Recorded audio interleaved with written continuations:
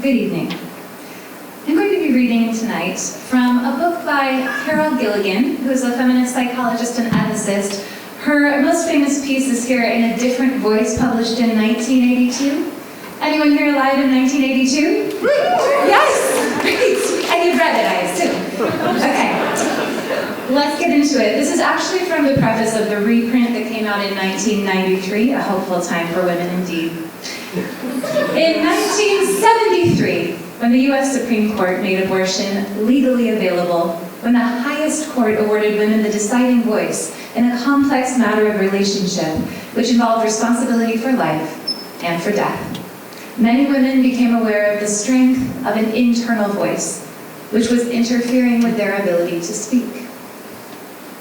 That internalized voice told a woman that it would be selfish to bring her voice into relationships. That perhaps she did not know what she really wanted, or that her experience was not a reliable guide in thinking about what to do.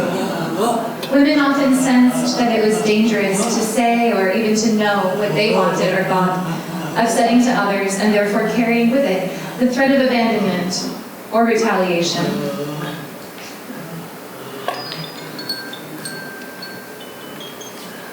It was this choice to speak which interested me. Women's discovery of the problems that ensue from rendering oneself selfless in order to have relationships was momentous in releasing women's voices and making it possible to hear what women know. It was like seeing under the surface or picking up the undercurrents of the human conversation. What is known and then not known, felt but not spoken.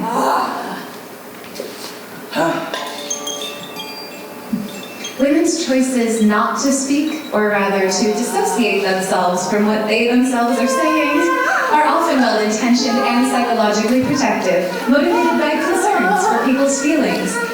And yet, to give up their voice is to give up on relationship, and also to give up on all that goes with making a choice. It was partly because of the link between voice and choice that the Roe v. Wade decision initiated a process of psychological and political growth for many women and men.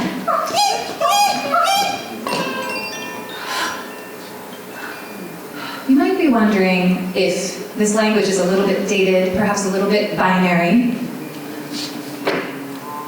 It just so happens that in her 80s, Carol Gilligan published a book just last year, In a Human Voice.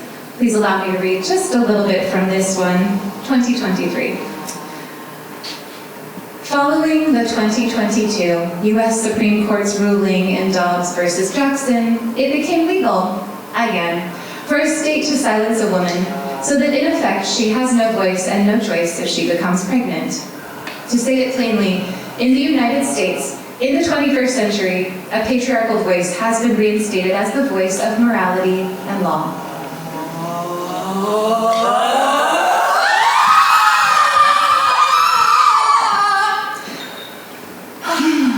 I have been coming to an insight over a number of years, prompted by new research and changes in the social political climate. The gendering of a human voice as feminine is a problem.